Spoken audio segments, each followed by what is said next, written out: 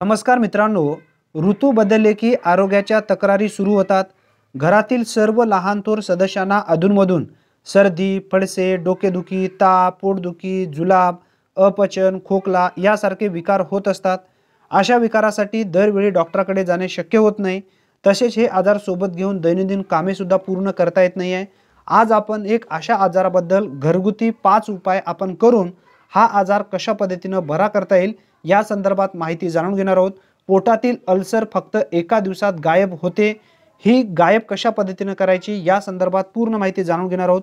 मित्रांनो, पहिला उपाय आहे जायफळ घ्यायचे, त्यानंतर हळद घ्यायचे, त्यानंतर कापूर 2 ते 3 रती प्रमाणात कुटून घ्यायचे.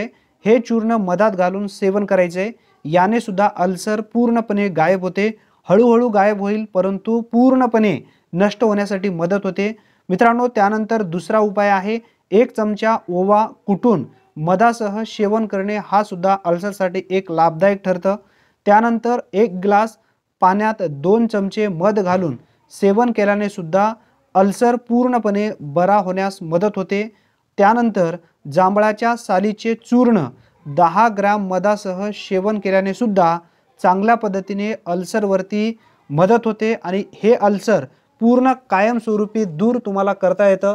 त्यानंतर 5वा उपाय आहे 1 रत्ती लवंग चूर्ण मधात टाकून बाळाला चाटण्यासाठी दिल्याने सुद्धा बाळातील पोटातील जे काही अल्सर आहे ते सुद्धा दूर होते आणि तुम्हाला कसल्याही पद्धतीची जर पोटातील अल्सर असेल तर ती कायमस्वरूपी बरी होण्यास मदत होते.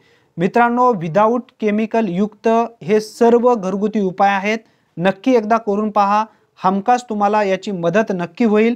अशाच विविध महत्त्वपूर्ण माहितीसाठी चॅनलला आत्ताच सबस्क्राईब करून ठेवा.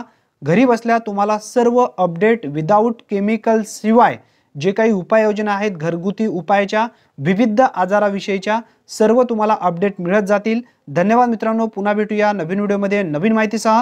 तोपर्यंत जय हिंद, जय महाराष्ट्र.